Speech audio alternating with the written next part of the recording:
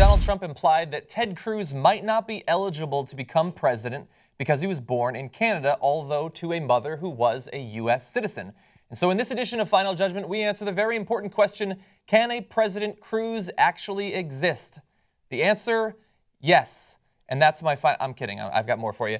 But this is important to talk about because Trump is once again bringing this up, as he has with many other people in the past, and he switches back and forth and saying they can be president, they can't be president. And so I don't want you to take my opinion, for one, because I have no bias towards Ted Cruz. I pretty much despise the guy. Forget my opinion. Let's go to some of the people who know best, congressional scholars, people from the time that the Constitution was drafted, and find out whether or not he's actually eligible to be president.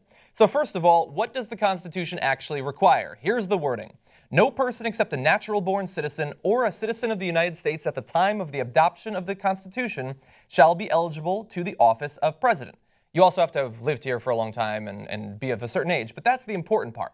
And so what does natural-born actually mean? Well, let's look at the legal context of the colonies at the time that they switched over to being the United States, at the time that the Constitution was drafted. What did that term mean in common parlance then? Well, according to two scholars who've written books on the matter, British common law recognized that children born outside of the British Empire remained subjects and were described by law as natural born. The framers, of course, would have been intimately familiar with these statutes and the way they used terms like natural born, since the British statutes were binding law in the colonies before the Revolutionary War. And since a number of the people who actually drafted the Constitution were lawyers, I have a feeling they probably understood how the term was used at that point.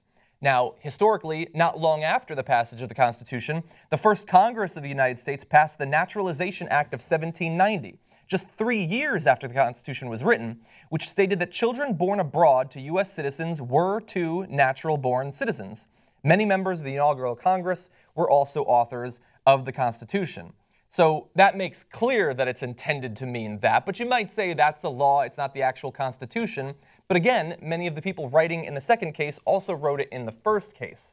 But we also have this. The Congressional Research Service, the agency tasked with providing authoritative research to all members of Congress, published a report after the 2008 election supporting the thinking that natural-born citizenship means citizenship held at birth.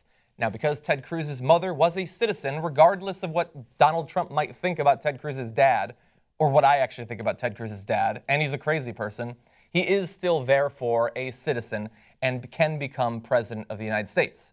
But if Donald Trump does not accept any of those quotes, I've got one more coming from, Donald Trump. I hear it was checked out by every attorney and every which way, and I understand Ted is in fine shape. But perhaps I'm making the mistake of assuming that people are going to hold Donald Trump to account for the things that he's said, or expect some sort of consistency between times when he talks about an issue. Anyway, hopefully that clears things up, and that's my final judgment.